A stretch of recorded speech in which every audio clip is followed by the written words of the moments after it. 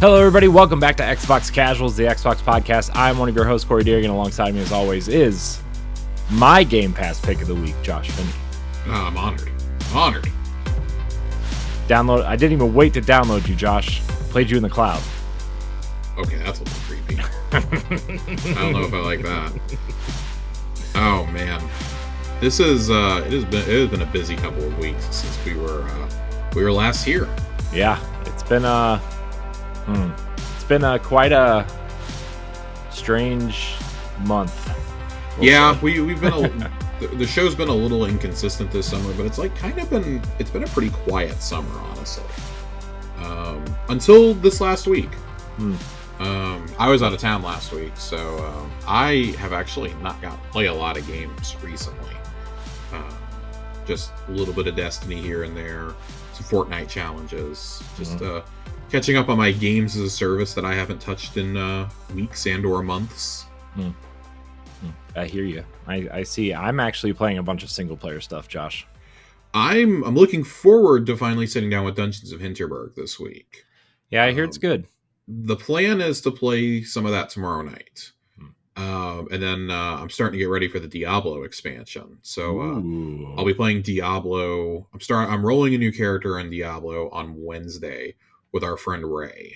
He and I are going to get those characters going, play some of the seasonal stuff. We've never really checked out the seasons for Diablo 4, so we're wanting to do that.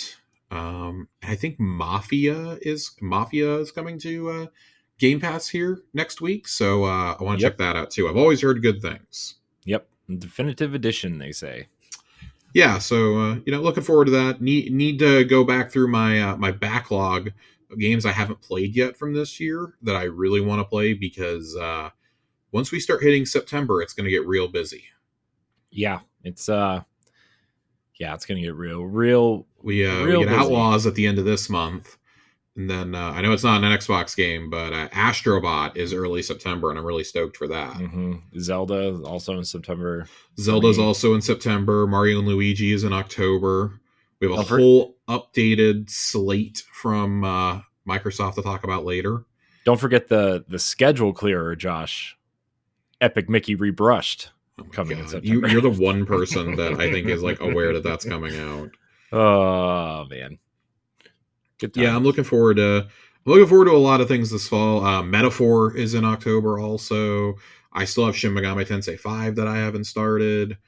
I've got a lot sitting here that I need to play. So I'm actually really thankful for one of the stories we're going to talk about.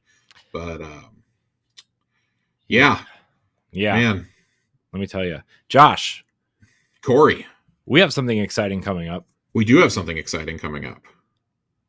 Where we are chatting with Jeff Gardner on my other podcast.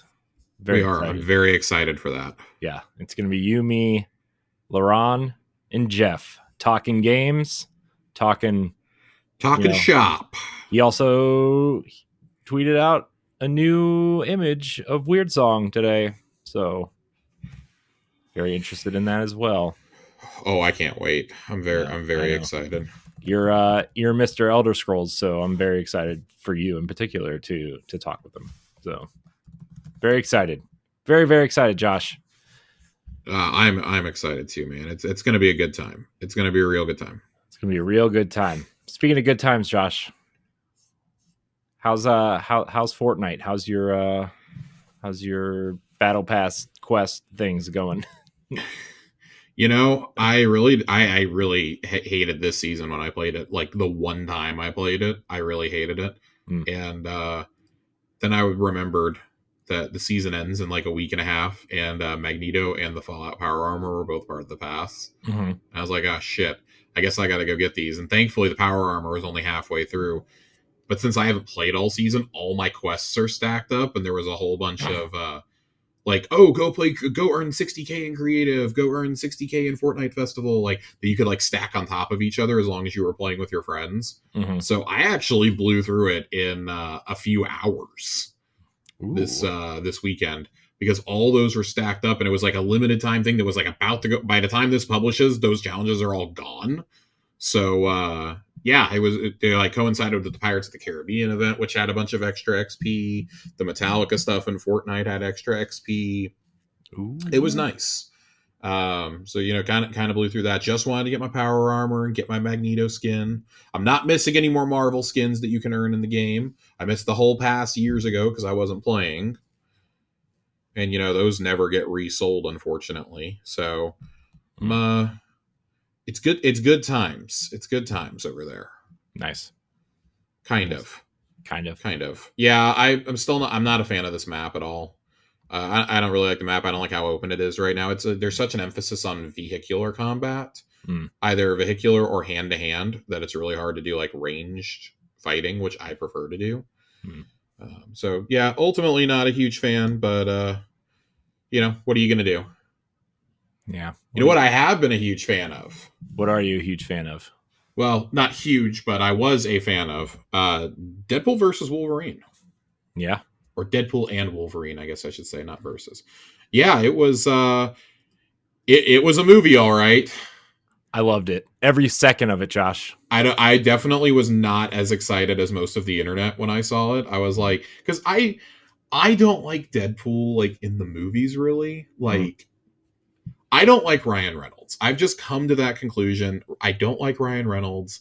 I don't like anything he's in really. The Deadpool, they're fine. Like, I can watch them once and like kind of go on with my life and never think about them again. Mm. It's not like a lot of the MCU movies where I'm like, oh, I want to go rewatch these because these are like fun popcorn movies. I can just throw them on in the background while I'm working or while I'm doing stuff around the house. And like, the problem is those are like your dad's TNT movies. Like, you turn them on at any one point, you just want to sit down and watch the whole thing. Mm.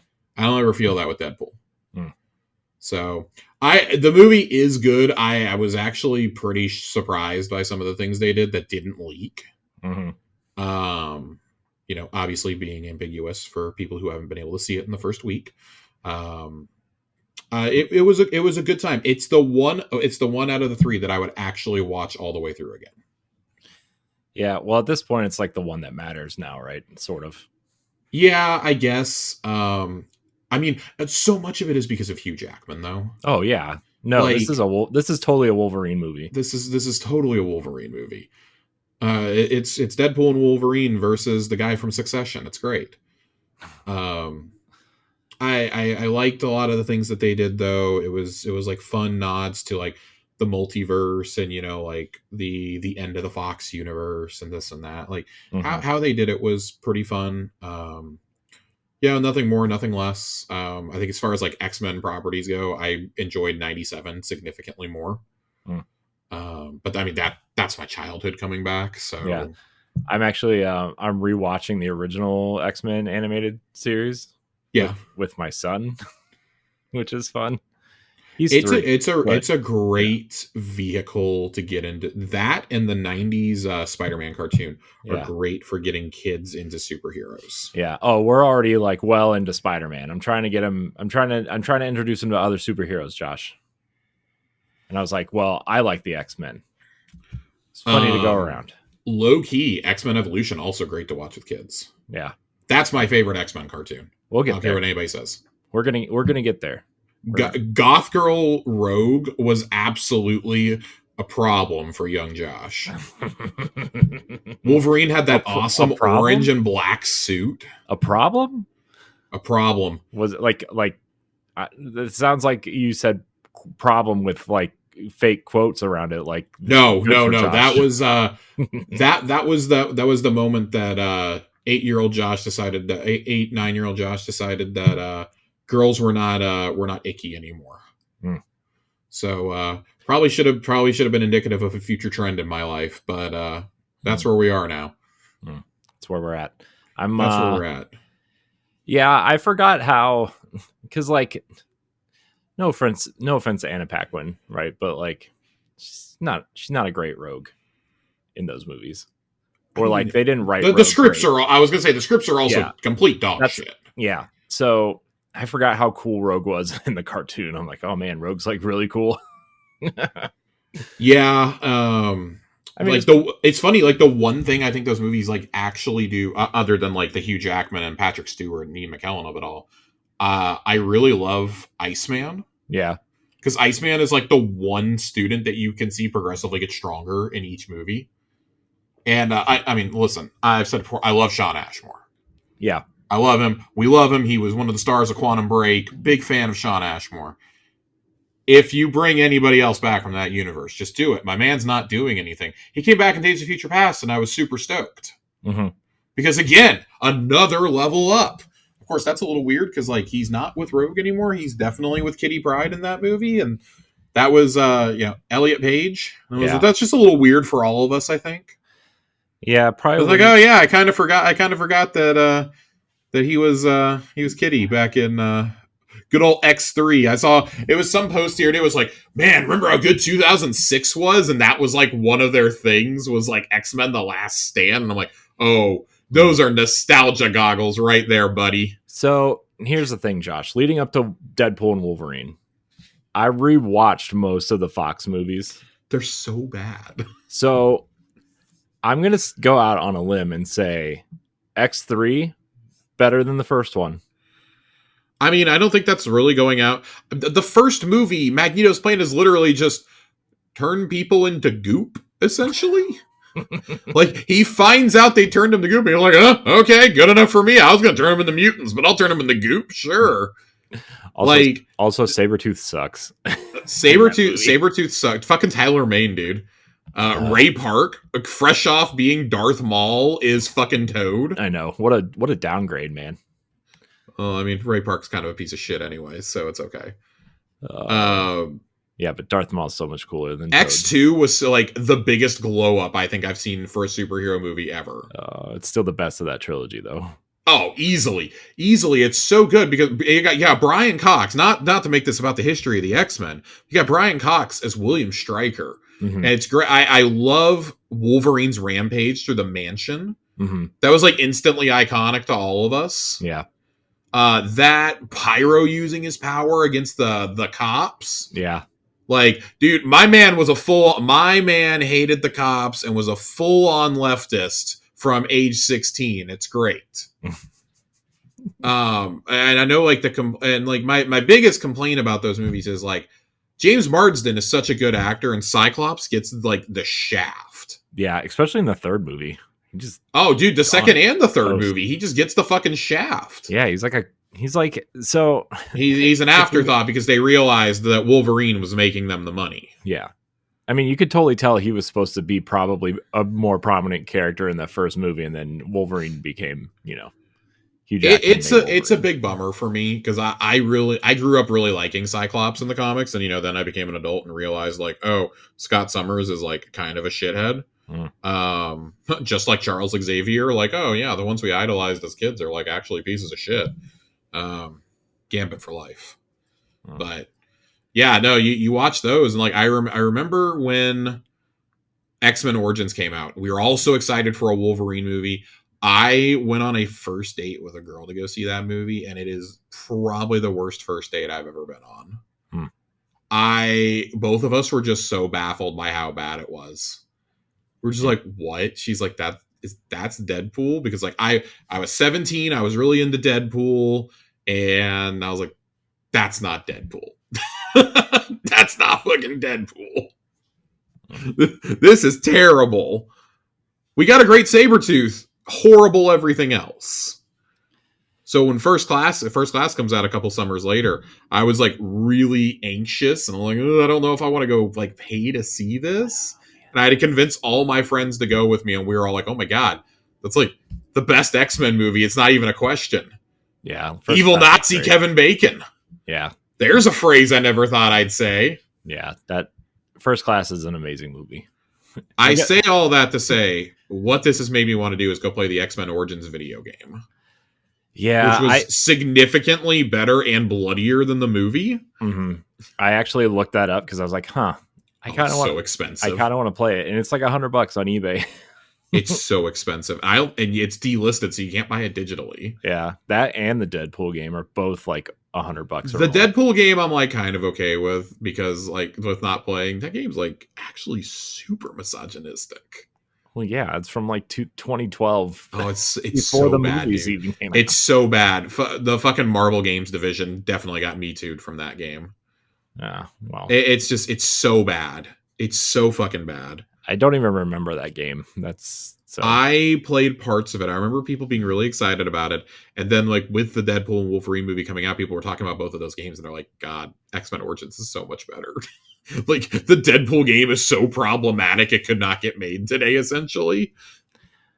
Yeah. Well, it might get remastered and put on Game Pass at some point, so. Yeah, that's... Man. I was kind of saving that for a little bit later because we've got a story in here about, or I've got a story to share about Activision Blizzard. But yeah, if Phil Spencer's not backing up some cash to Marvel right now, being like, hey, we want to relist these, that you can relist them on every platform for all we care. Yeah. We just want the money from it, essentially. But yeah, you got to think that he's hoping and praying that they can get, like, at least, I would say at least push for the Ultimate Alliance games, if nothing else. Yeah, but I think if you're going for one, you gotta go for I think you got to do them all. I agree, especially with, like, how the Wolverine game has become, like, a cult classic. Yeah. But I think, like, you got to really push for them. I don't think Activision actually did that many Marvel games. Well, they did all those Spider-Man games, all those. Oh my God, I forgot about all those. Never mind. The Ultimate Holy Alliance shit! games, I X-Men need Legends. Ultimate Spider-Man. I need Hulk Ultimate Destruction too. Yeah, they did Rise of the Imperfects. They did X-Men Legends 1 and 2. Rise of the Imperfects is such a bad game. Yeah, it's terrible. But actually, I think that was EA, funny enough. Was it? Huh. I genuinely think it was EA, yeah. What else did they do? They did a lot. They did a lot of Spider-Man. That's why I don't really remember it. Yeah. And then they did the Transformers games. All the good ones and all the bad ones. It's just so ridiculous. The amount of games that they ended up publishing in the 2000s is kind of ridiculous. Mm-hmm. So I have a list here. So they have the Spider-Man game from PS1 and N64 and Dreamcast. Mm-hmm. I'm going to skip all the Game Boy only games because nobody cares about those. Well, somebody does, Josh. I'm sure that people with Nintendo Switch Online care. I don't know if X-Men Mutant Wars or Wolverine's Rage will ever be brought to it, but I'm going to tell you, I don't think that those matter. I don't think so either. What I was thinking of were the X-Men Legends games. Mm-hmm. That's where my mind went. Dude, that first X-Men Legends game is so good. It's so good. It's so ridiculously good. You know what game they can keep those? They can keep X-Men Destiny, which was that weird of half created your own hero, but not really, because you picked from like a series of like 3 of them. Oh man. They did a lot of Game Boy games. The X2 game sucks. Wolverine's Revenge, that sucks. Yeah. Funny enough, the X-Men 3 game sucks. Funny enough, you know who voices Wolverine in those? Hugh Jackman? Nope. Mark Hamill. Jesus Christ, what a disaster. In the movie games, yeah. I need Spider-Man 2 brought forward. I need the X-Men Legends games. I need Ultimate Spider-Man. Hulk Ultimate Destruction is great. Mm-hmm. Okay, so Marvel Nemesis was made as believe it or not, this was a collaborative effort between Activision and EA. What? Yes. Well, was this a time before Call of Duty was big? I think so, right? I think so. Yeah, because this was original. This was like mid original Xbox PS2 era. I remember this game being on the cover of Game Informer. Yeah. And it was the coolest thing ever. I got a demo of it, and I played about 10 minutes of it and went, oh no. Yeah, it was not very good. But no. X23's in it. So. X23's in it. I need the I need the Ultimate Alliance. We all want Ultimate Alliance. After Ultimate Alliance, it gets really shaky. You get Ultimate Alliance, you had Ultimate Alliance, you had X-Men Origins and Ultimate Alliance 2 all in a row. Mm-hmm. And then that's when you get into like the really questionable Spider-Man games. Mm. because you had Shattered Dimensions, Edge of Time, X-Men Destiny, Deadpool, Amazing Spider-Man 2 all in a row. Yeah. And like none of those are good. I would say the best game out of those is that first Amazing Spider-Man movie or game that's based on the movie. It's pretty bad. I feel like the movie tie-ins wouldn't come forward, but again, like you said, at that point, like you might as well just pull as much forward as you can. Yeah. Like why not? So there's definitely questions to be answered here, but yeah, Phil Spencer, if you're listening, I know you do every episode. Please bring forward my Marvel games. I'm gonna corner Phil at PAX. I'm gonna corner. You can tell them they can keep Ultimate Alliance 3 though. Maybe free it from the Switch prison at some point. Yeah, nah. That game is very we'll just say it's forgettable. Gosh, remember how excited everybody was when they announced it? I thought it was that dumb mobile fighting game when they showed it at first. Because it has the same art style as that mobile fighting game. Yeah. Gross. Anyways, now that I've successfully gotten us off track for like 20 minutes. Yeah. Well, Josh, you were talking about Kevin Bacon being angry Nazi earlier. I've been shooting some angry Nazis, Josh. Have you been exploring the Machine Games back catalog? I have, mostly because I'm excited for Indiana Jones, and I just am trying to refamiliarize myself. And I realized the last time I played the first Wolfenstein game, it was on 360 on 4 discs. Oof. And so I was like, I'm just going to download this Game Pass version here and play the Xbox One version. Let me tell you, Josh, I'm having a hell of a time. It's a great game. It's a great game. I never played New Colossus. I only played New Order.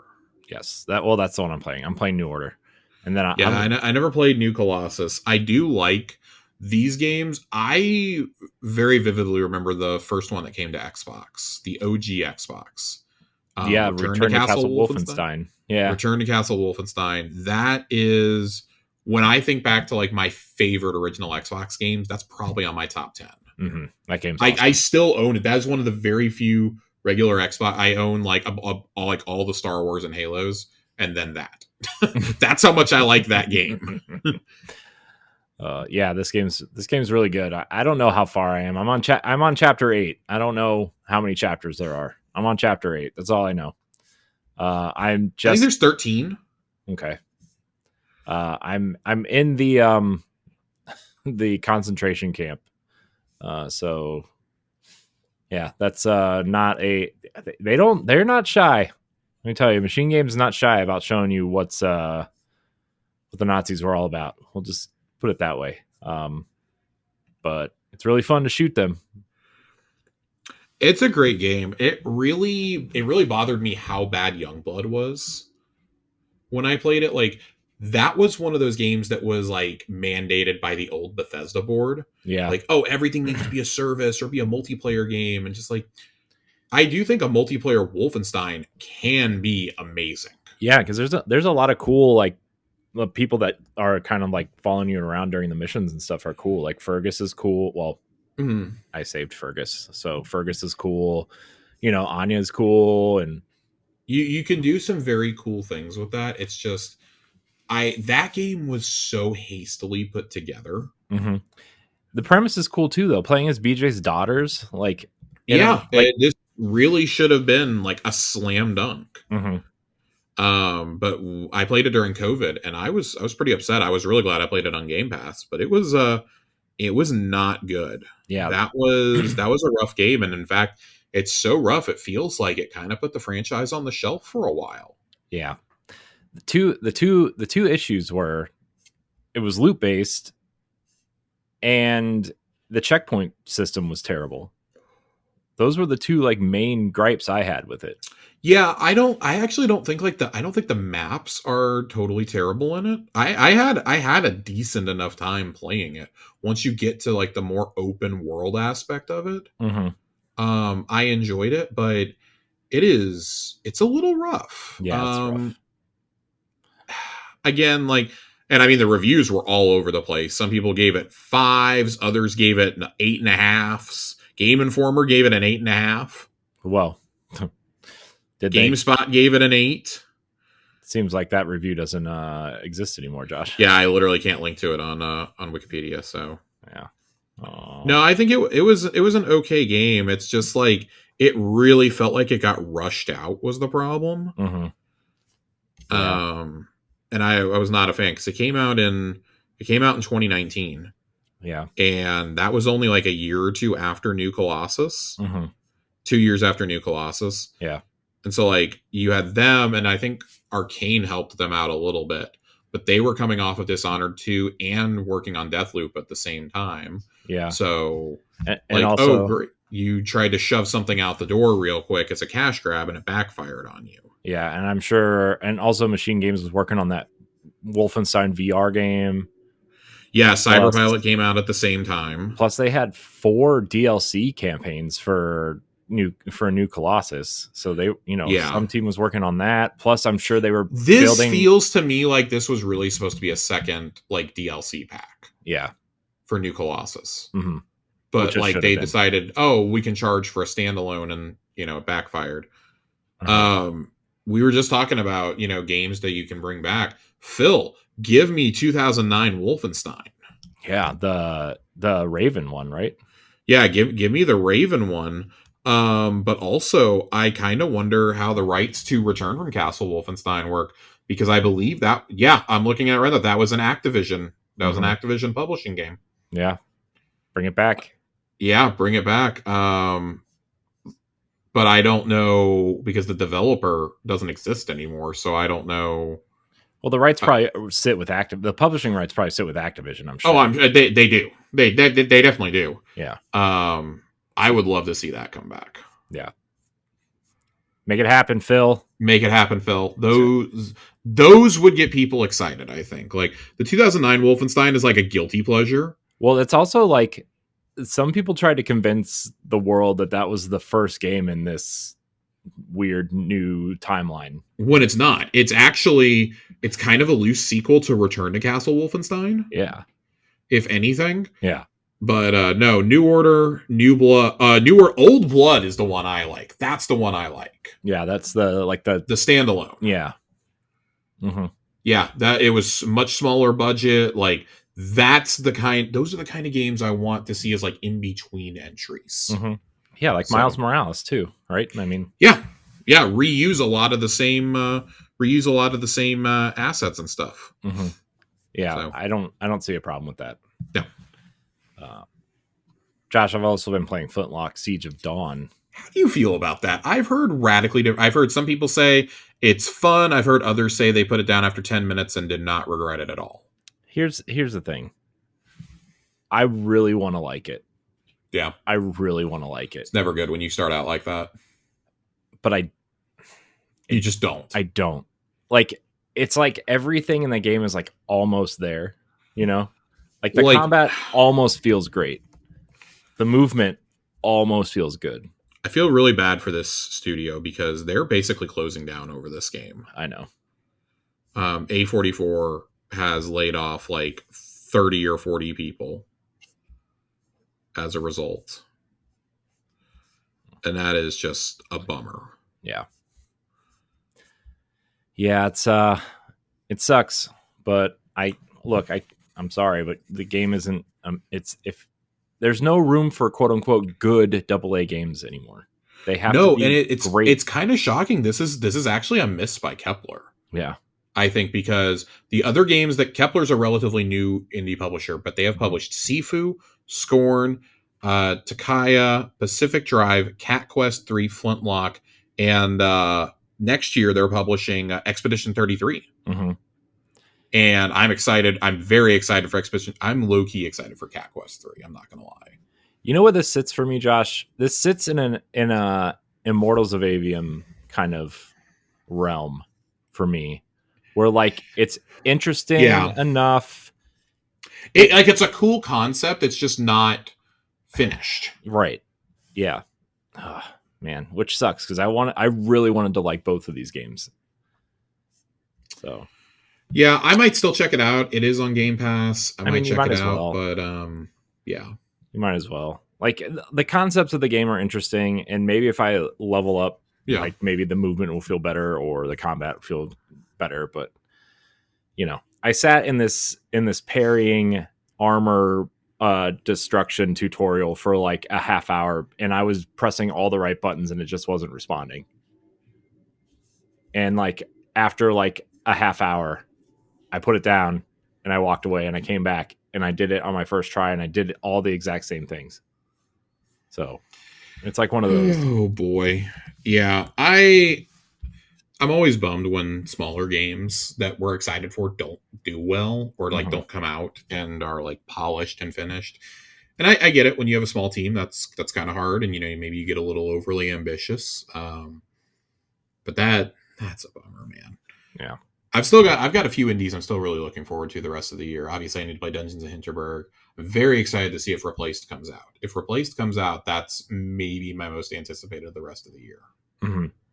But that's been it's funny because I was gonna say like it's been radio silent, but it was playable at Play Days for Summer Game Fest Mhm. to the press. So I don't know what's going on with that game. I assume it's very similar to Stalker. Yeah. When it's done, it's done. Yeah. So well, do we want to go ahead and get into news? Yeah, we might as well, Josh. We got a Man, lot of it. man, where do we want to start? We Um want to start with the good or the bad? let's start with the bad and move to the good. Okay. Well, Josh, tell me where you've heard this story before. Again, more layoffs and closures of all kinds just in the last week. Yeah, we on Tower Casuals we talked a lot about the Bungie layoffs. There's been 2 episodes on it. We're going to talk more about it this week, obviously, with info that's come out. I don't think we really need to go into Bungie too extensively here. No. The one and I mean, obviously, it's really bad that Armor Studios is closing down completely. Humble is closing completely. Jam City seemingly is completely. The one I really want to focus on here is Game Informer. Yeah. Um, you're losing a pillar of the industry, and first of all, fuck GameStop.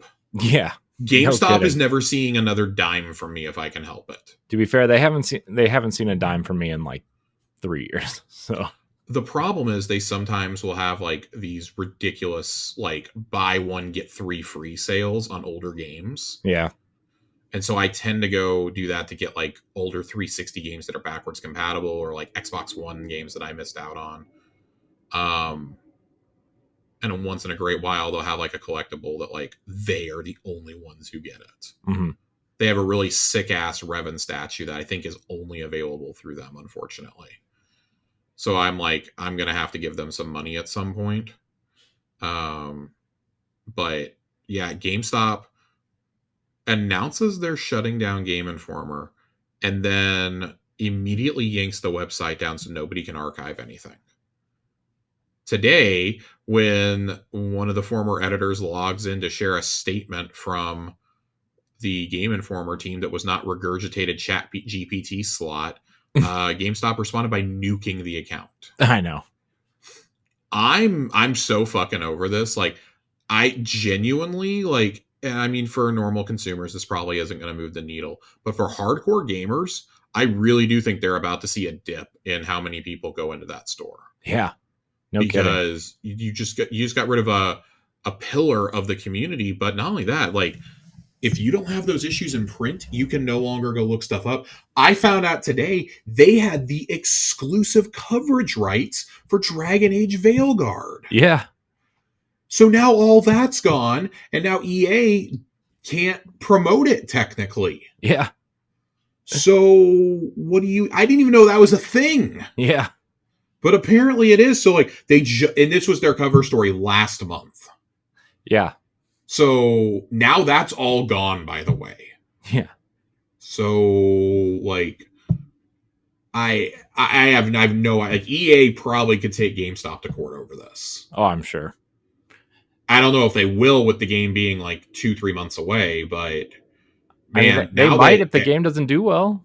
Oh, they're going to break that contract 100%. They're going to break the contract. They'll eat the fine, or let GameStop take them to court and explain why EA had to break this. Like, it's a no-win situation for GameStop here. Yeah. Oh my gosh, dude. I can't imagine that like any company wants to do business with them after this. Game Informer was one of the few publications that I think was still universally respected, whether you like games journalism or not, you still respected Game Informer. And it was really, to me, it was the last real magazine. Oh yeah, I mean, it was. What else is there? I mean, there's like the fan ones, like Nintendo Force and Read Only Magazine, and right. There's that retro PlayStation one that just started coming out. But like, this was like the last real, like you said, real gaming magazine. GamePro died off like 15 years ago. Yeah, I mean, and like EGM died, OXM died. Yeah, and like the PlayStation magazine that's out now is like a joke of its former self. It's terrible. It's Push Square but worse. Yeah. Yeah, there's not much, and like in an era where like nobody really trusts game journalism, Game Informer was still regularly putting out incredible content. Mm-hmm. This is a huge fucking loss.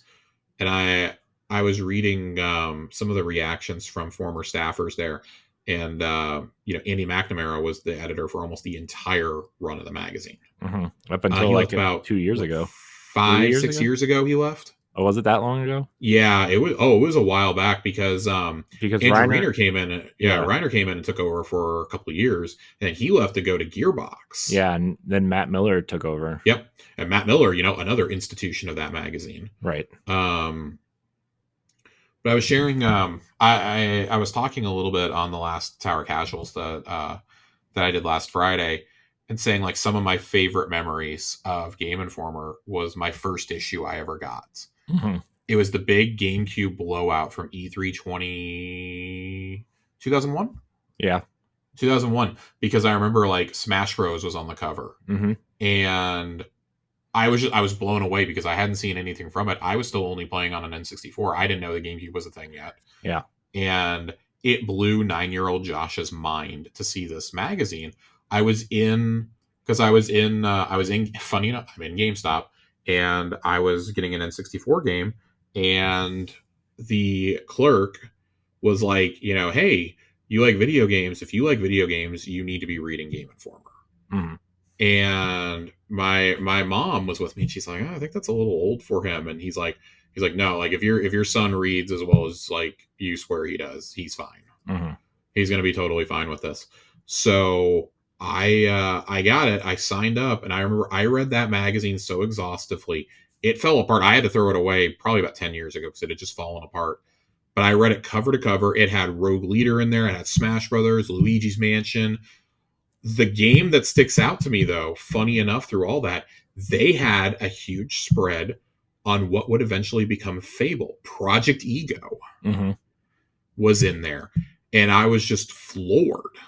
I was absolutely floored that this was something that people were trying to make. I remember thinking, like, I got Molyneux at a young age, being led astray by promises.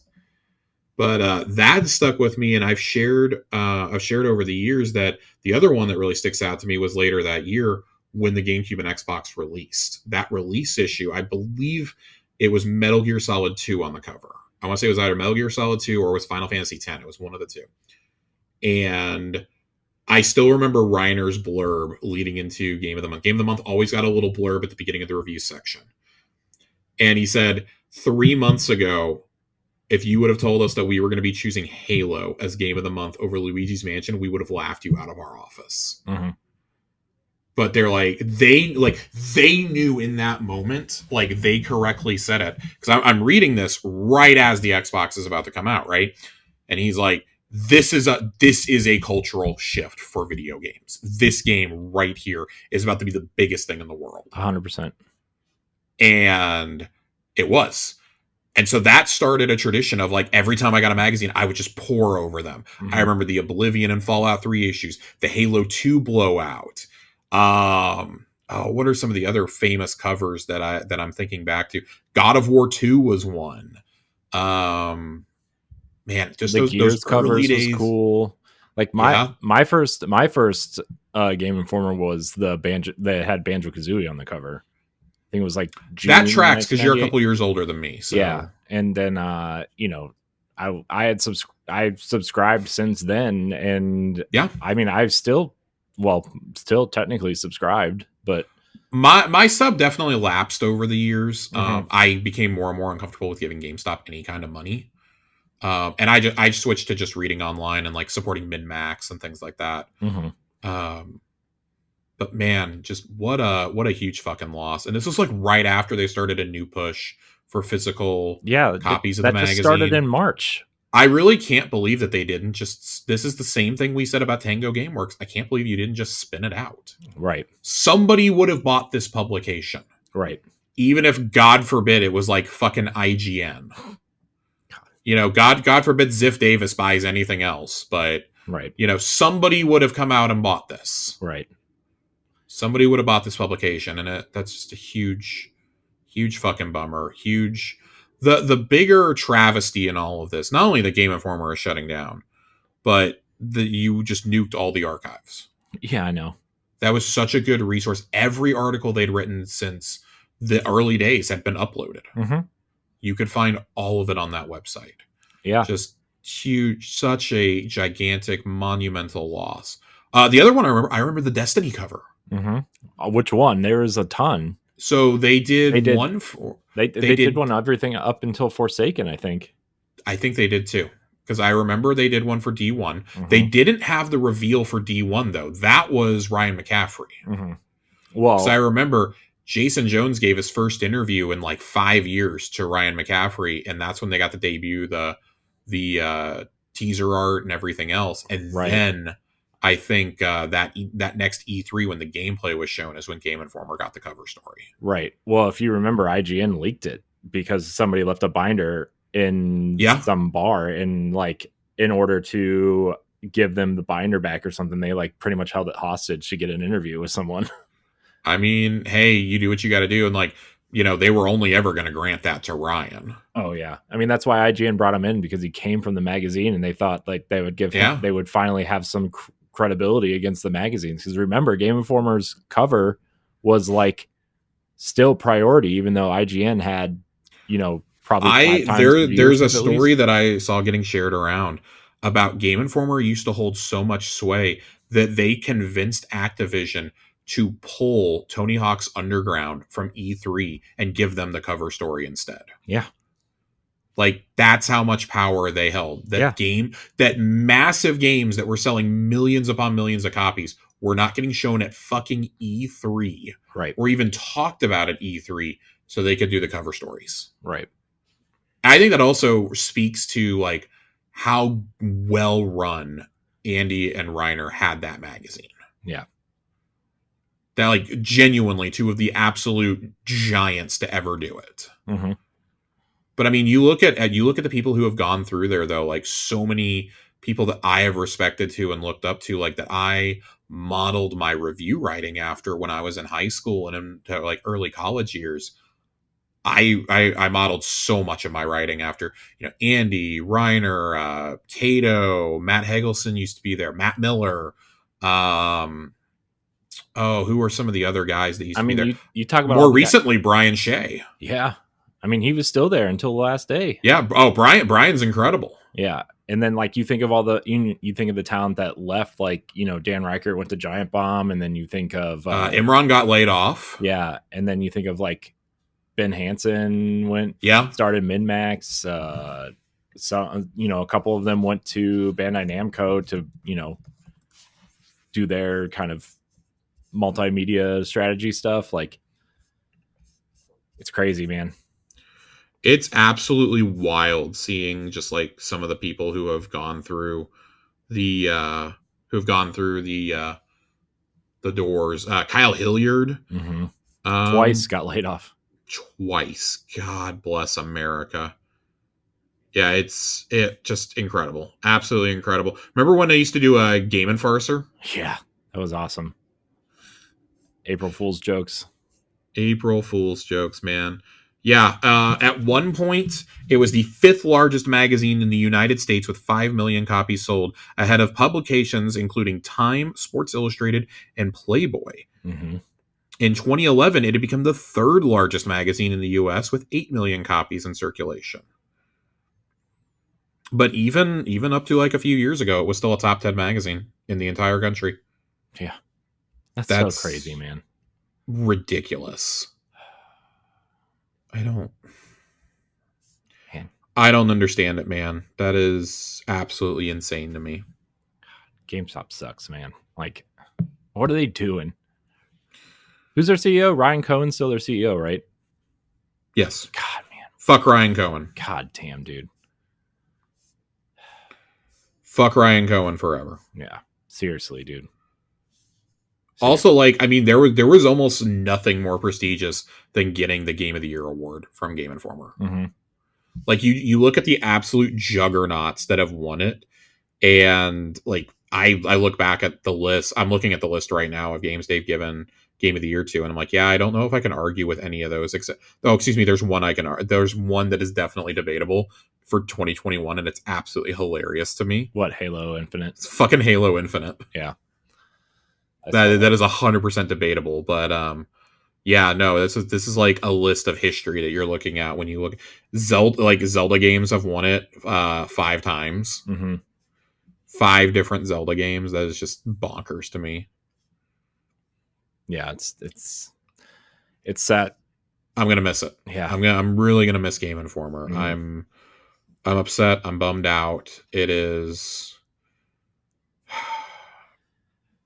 Yeah, It's a fucking shame. It's a fucking shame, dude. Yeah, it's I don't understand. I will never get this. I will never grasp it. It is what it is. But yeah, I hope everybody affected lands on their feet. I'm sure they will. I mean, they're a talented group, and 100%. Yeah, 100%. And guys, I mean, like guys like Brian Shea are going to get picked up immediately. Oh yeah.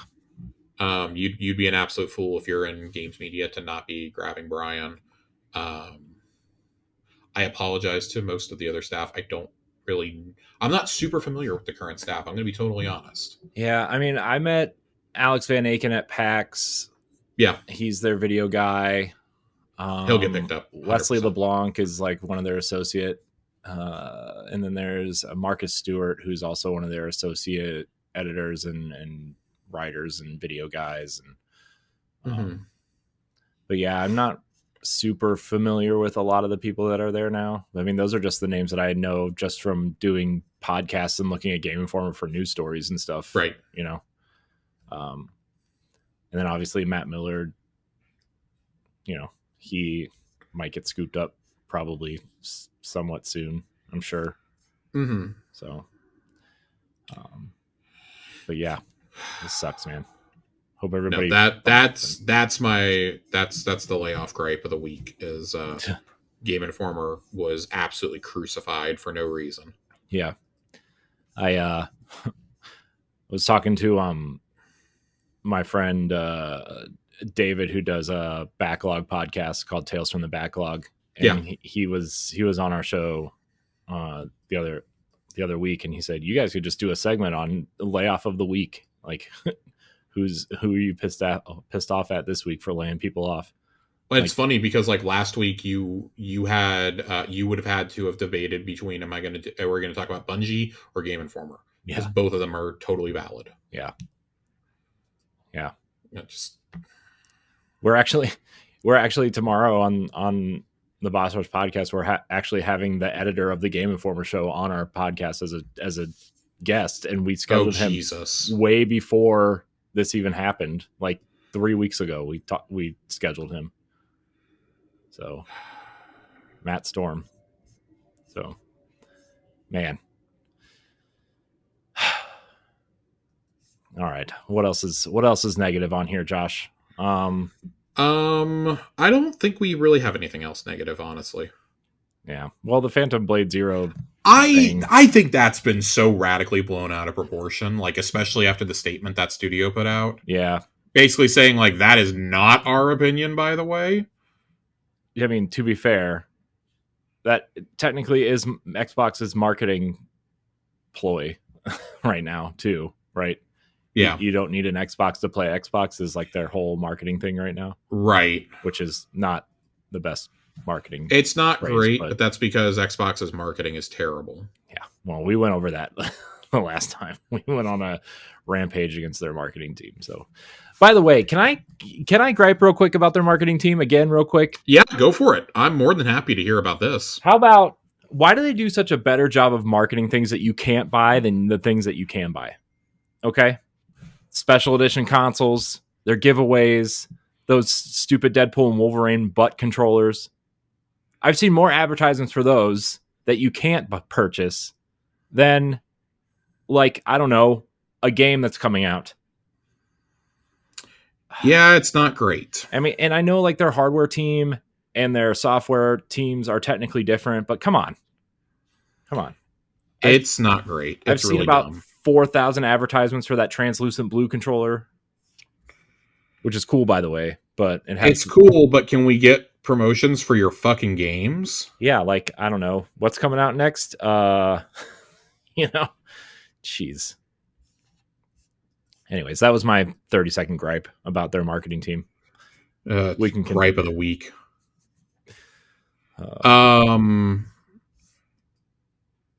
Well, do we want to do this release schedule? Yeah, we might as well do the release schedule, Josh. So, first of all, it was being reported by Tom Warren last week that Avowed was going to get bumped to early 2025. I don't think that's really shocking anybody at this point. No offense at all to the team over there at Obsidian, but I don't think that shocked any of us. Right. But there were some other interesting things in this image that Microsoft shares. So I want to go through this because kind of planning for the rest of the year. They said they moved it because there was too much dropping on Game Pass too soon. And I really do think that the delay of Stalker 2 to mid-November preempted them to go ahead and just move Avowed. But you have World of Warcraft War Within expansion coming out on the 26th of August. Age of Mythology Retold on September 4th. Ara History Untold September 24th. Diablo 4 Vessel of Hatred October 8th. Black Ops 6 October 25th. Flight Sim November 19th.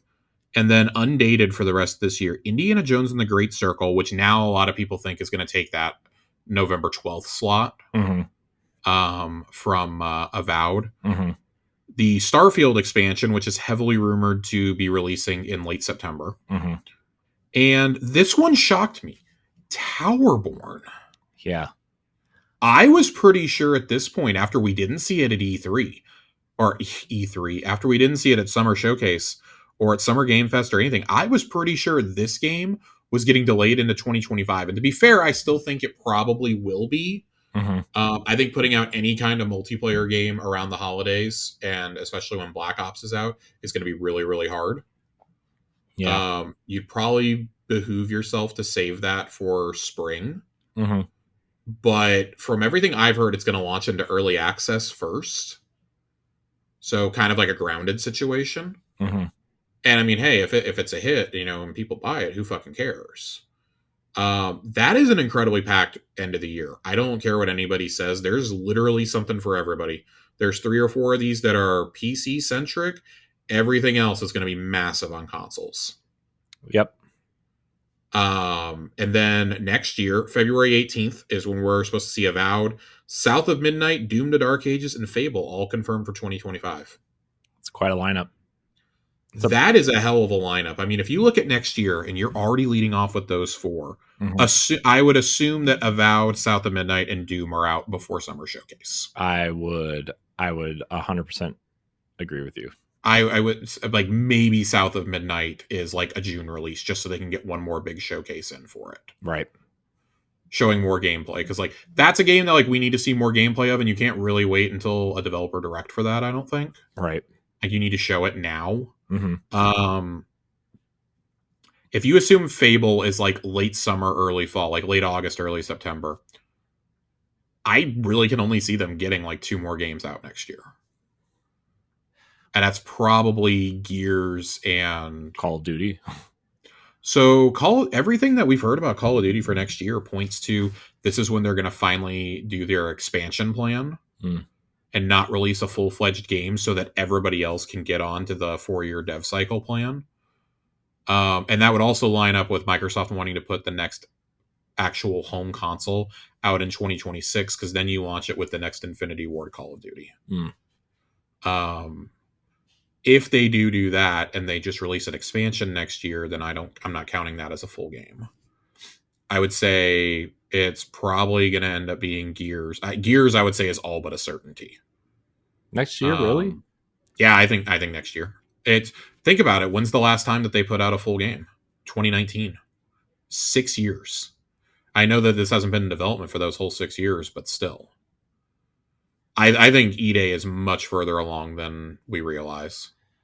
My guess would be that, and I think there's probably a pretty solid chance that the other game is either Perfect Dark or State of Decay. After how much gameplay they showed for Perfect Dark this year, I'm actually pretty confident that could release next holiday. Yeah, I would try to pair Perfect Dark so you don't have 2 third-person shooter, multiplayer third-person shooters. That's what I was together. thinking too.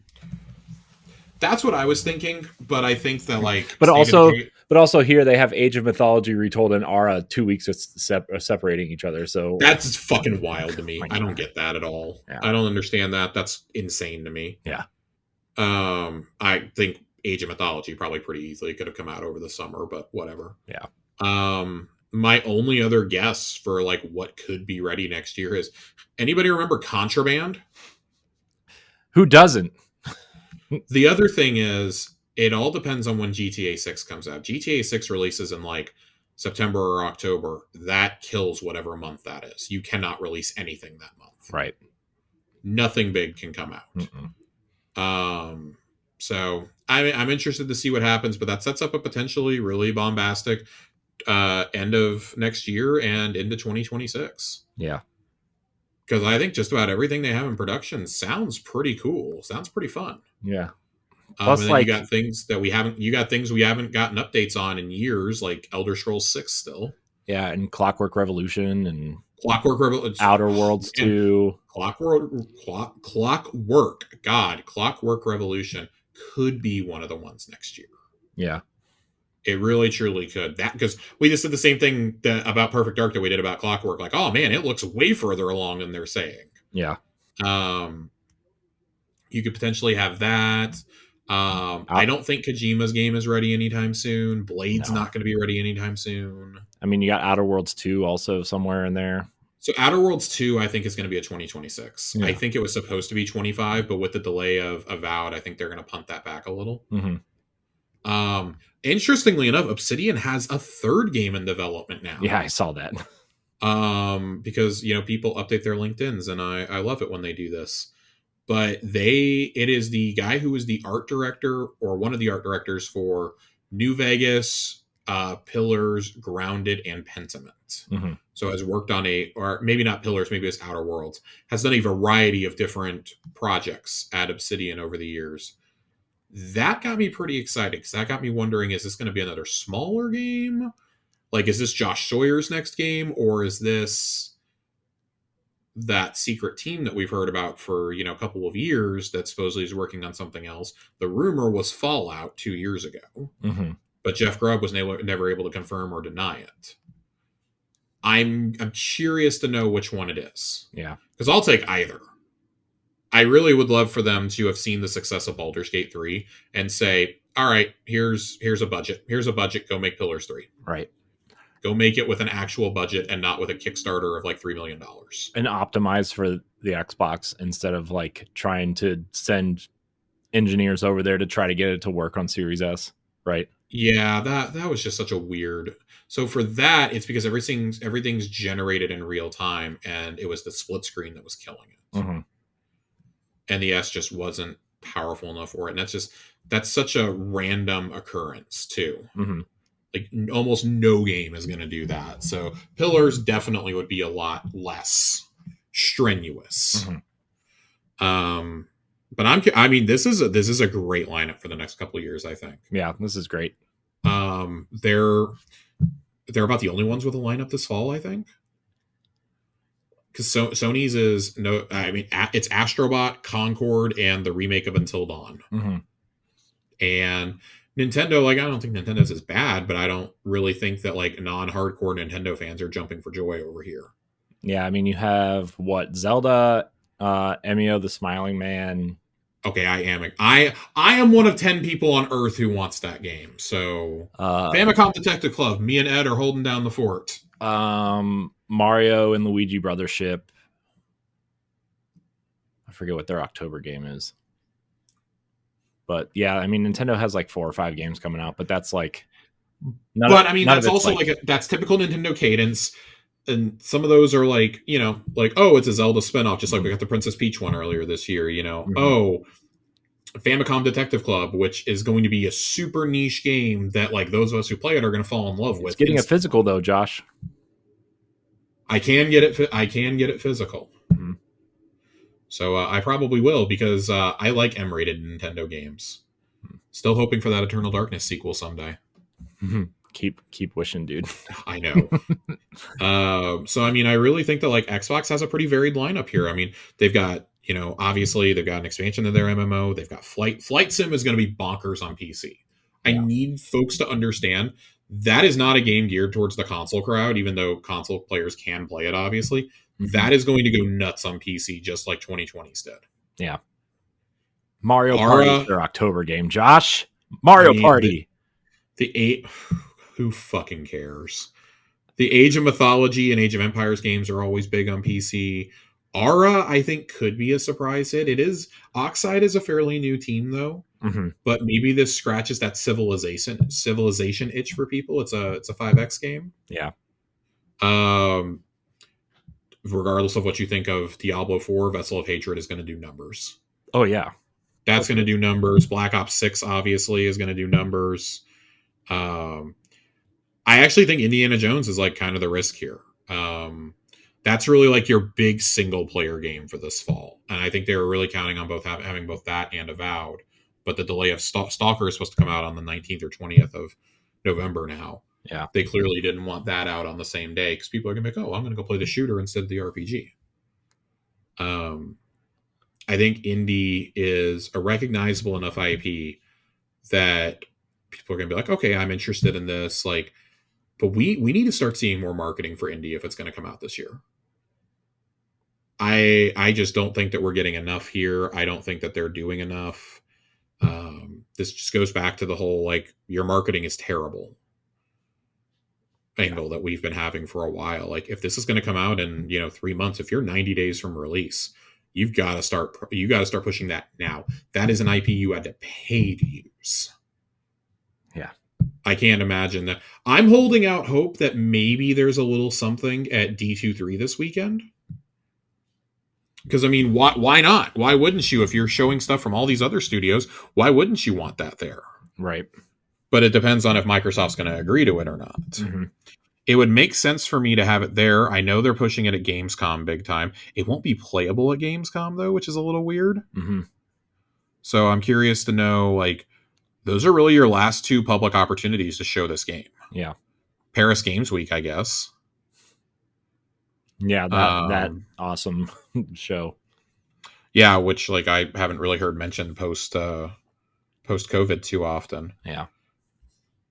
I mean, Sony's not even going this year, so no. Which was like their kind of Jim Ryan tried to make it their show, right? Remember that for like 4 or 5 years. Good times. Good times. Yeah, I want to see what they do. Yeah. But there's a lot of interesting stuff on this schedule. I'm really curious to see how Shattered Space plays out. There's the rumor that there's going to be another expansion next year called Starborn, which has me really excited. Yeah, that's interesting. I still think Starfield it has such potential as a universe. The game was a very good first pass, I think. Mm-hmm. I wonder not that the base game is bad, but I wonder if it'll have like a No Man's Sky kind of growth where like every I would love year they'll that. put out like an expansion and it gets better and better and better to where like 3 years from now, 4 years from now, it's going to be like, oh my gosh, I can't believe we slept on this game. Look how great it is, right? I mean, not that it people were sleeping on it, but people will go back to it and be like, oh man, it's so much better, or like, look at these mods, or look at these expansions. So Yeah, I think that the fact that mods are coming officially being supported, I think they're already supported, excuse me. Um if you're going to have a No Man's Sky style revitalization, you're going to have to start making some of these expansions free though. And that is very much not what Microsoft corporate wants Xbox to be doing. right, Free DLCs are not in their wheelhouse. right. So I don't know if that's going to happen, but I'm still very excited. I'm ready to go back to Starfield. I've been holding off for the DLC. I pre-bought it last year, so Yeah, I definitely want to see that. I want to play through it. I'm still excited. Nothing gets me more excited than a good Bethesda game. And this is kind of what I have to do until they make Elder Scrolls 6 or Fallout 5, and they clearly want a Fallout game like now yeah, with the success of the series. right, yeah. Any other thoughts on this before we move along? No, I'm just I'm excited that Xbox has like a clear roadmap. They Fine. actually have stuff worth Yeah, talking about. yeah. Uh, I'm man. Now that I'm gone back to Wolfenstein, I'm kind of like itching to play Doom again a little bit. Yeah, I need to play Eternal. I never played Eternal. I didn't either. Eternal came out at a very bad time money wise. Yeah, And then I know it came to Game Pass, but I just never got back to it. Basically, rule of thumb is if a game comes out and I don't get to it within like 18 months, I'm probably never touching it. mm-hmm. So, you know who else has a bunch of games coming though, Corey? Our friends at THQ Nordic. THQ Nordic. Let me tell you, Josh. Let me tell you. New Darksiders, Epic Mickey. What more do you need? Nothing, because nothing else here interested me. I'm gonna be totally frank. I'm so talking about Darksiders real quick. Oh man, Titan Quest 2 again. I feel like that game came out already. I feel like we've seen that game multiple times, to be frank with you. So Darksiders. Do you think this is that multiplayer game they've been talking about forever? And it's the Remnant team? It could be. Because I know they've been talking that, like, man, who runs that studio? I forget what his name is. But The Remnant team? the Gunfire. Let's see. No, hold on. The original Darksiders team split into two teams. One went to Gunfire Games, and the other side went to Airship Syndicate.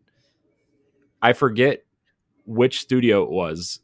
Joe Mads, I think, is his name. And he said he said the goal was to make a single player experience for each one of the horsemen, and then in the final game to bring them all together in a multiplayer experience. I wonder if this is it, because we have 4 games, technically, if you want to count Genesis, the awful twin stick shooter. So it could be, but it should be noted this game is being made by Gunfire. Yeah, which is the Remnant team. Yeah. Yeah. Airship Syndicate, I don't think exists anymore. The last game they made was one of those. Oh, excuse me. They're making Wayfinder this year. Yeah, and then they did one of those. They did one of the League of Legends spinoffs. Yeah. So I take that back. You guys are still in business. I'm sorry.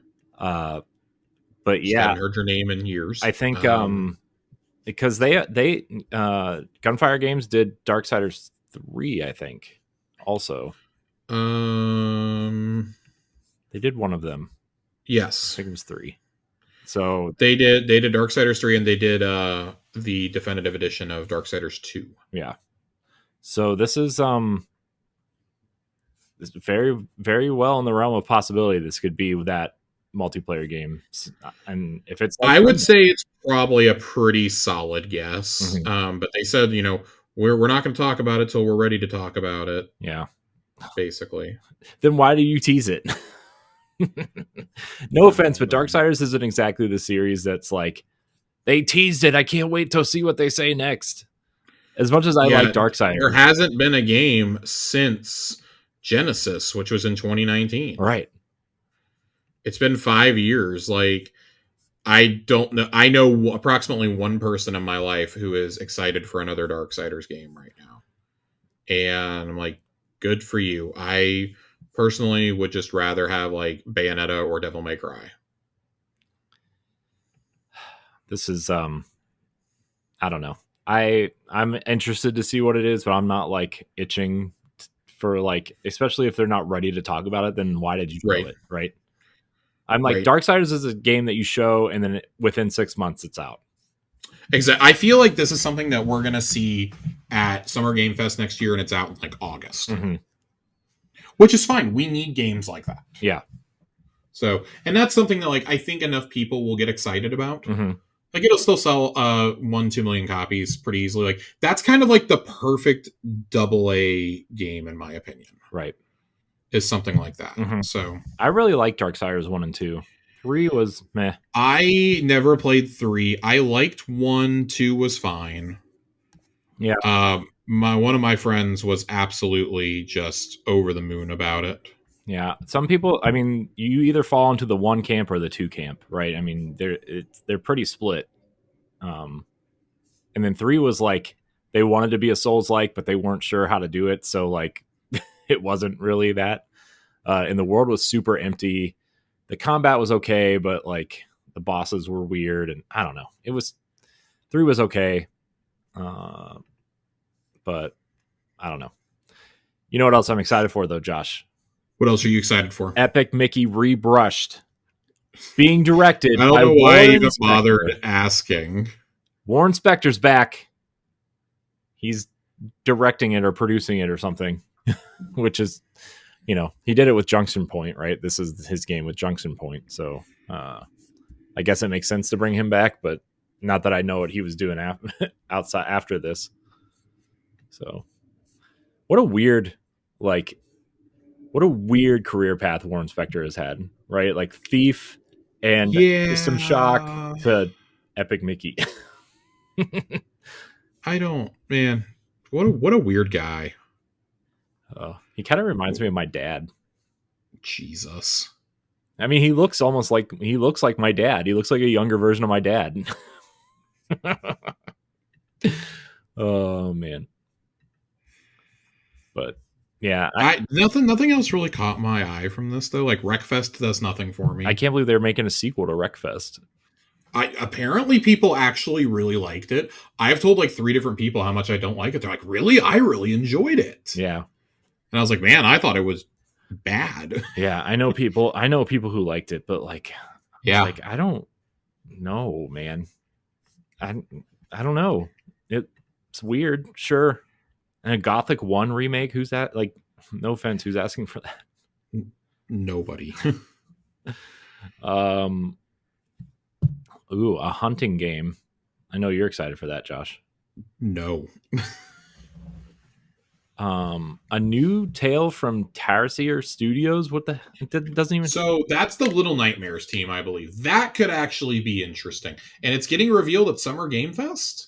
Gamescom opening night. It says whatever. I can't keep track of all of Jeff Keighley's vanity projects. This is his European vacation event. Jeff Keighley's European vacation. Is Chevy Chase showing up? Yeah. Is he going to be slightly less racist? No.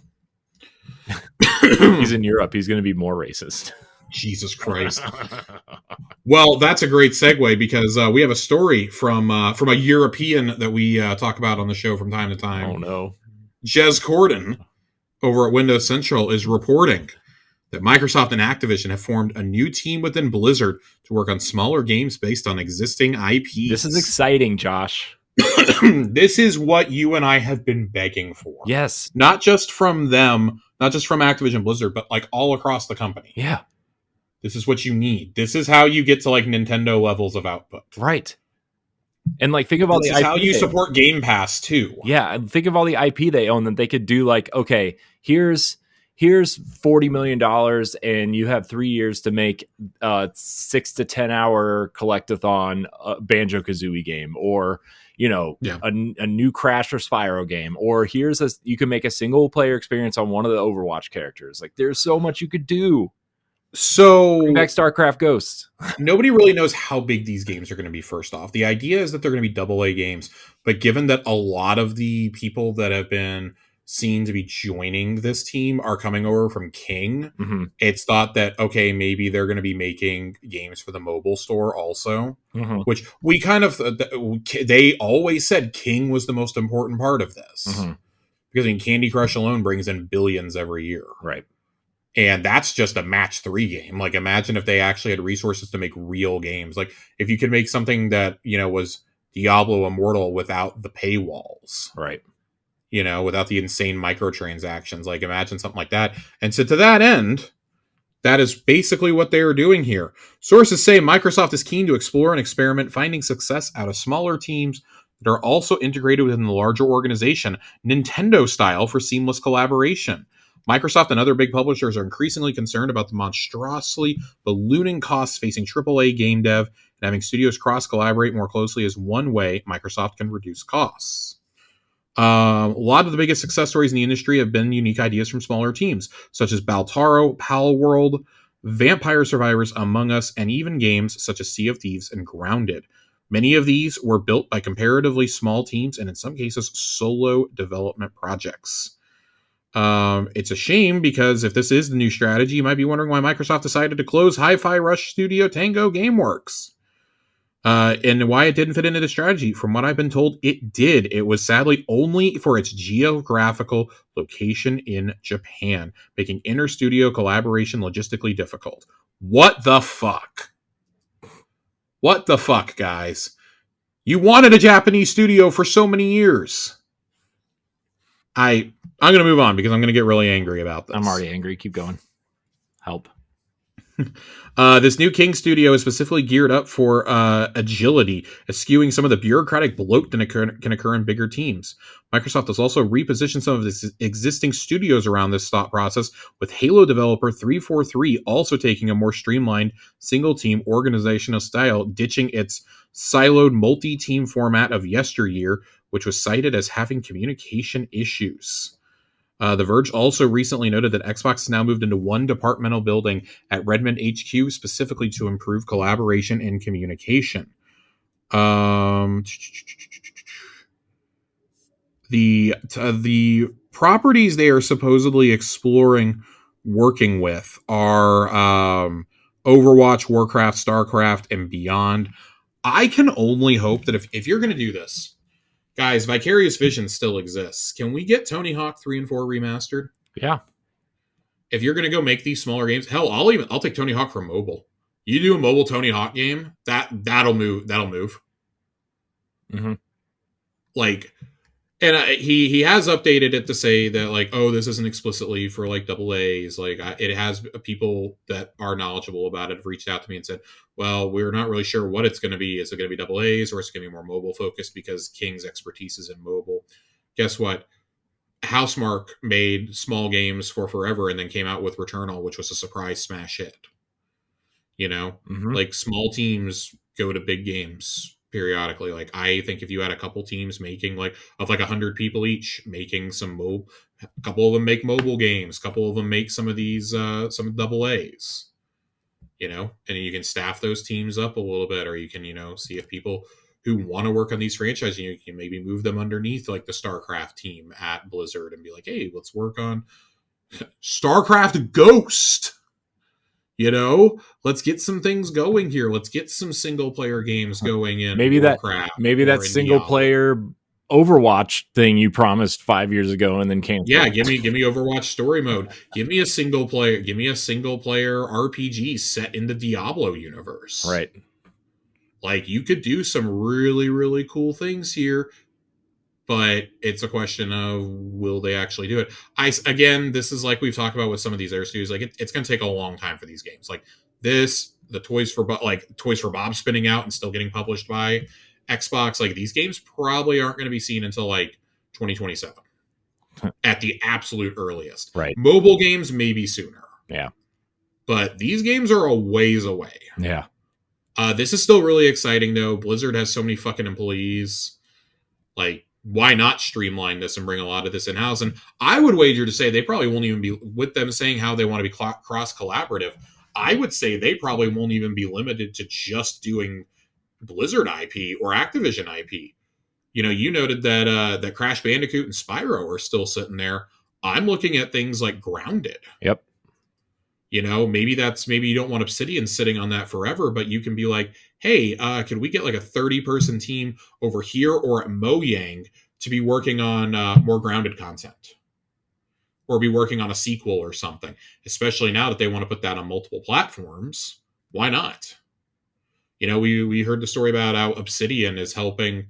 They took the experience from the Grounded team and helped Undead Labs make the World of State of Decay 3 with the always collaborative online world that your party can log into at any time. Like, those are cool ideas. You know, we've seen Sea of Thieves take ideas like that too. Yeah. So I'm interested to see what comes out of this. I would really love to see some interesting. I'm also all for new IP too. Like, I want to emphasize, like, yes, they're clearly saying that they want to utilize those backlogs. I want you to use those too, Hexen, anybody. But I would really love to see you also come up. If you come up with an original idea, go with it. Mm-hmm. You know, like Microsoft, I don't think is ever going to say no to small, affordable games that, yeah, they may fit into that niche category, but it's going to get them the critical reception they want, and it's more stuff to put on Game Pass. You know, like Pentiment may not have sold incredibly, but it got phenomenal reviews. Yeah. And now that it's on other platforms, people are like, damn, this is a good game. Yeah, y'all don't own an Xbox, though, so you weren't playing it. Right. So, yeah. Well, I'm good with this though. This needed to happen. Yeah. So I'm glad this is happening. I'm interested to see what comes out of it. But I think that's it, Josh. I think that's it too. I can't think of anything else. No, I don't see anything else for now until tomorrow when something terrible breaks. I'm sure something is going to break like in the middle of the night, and it's going to make me so mad. Yeah, I'm not looking forward to it.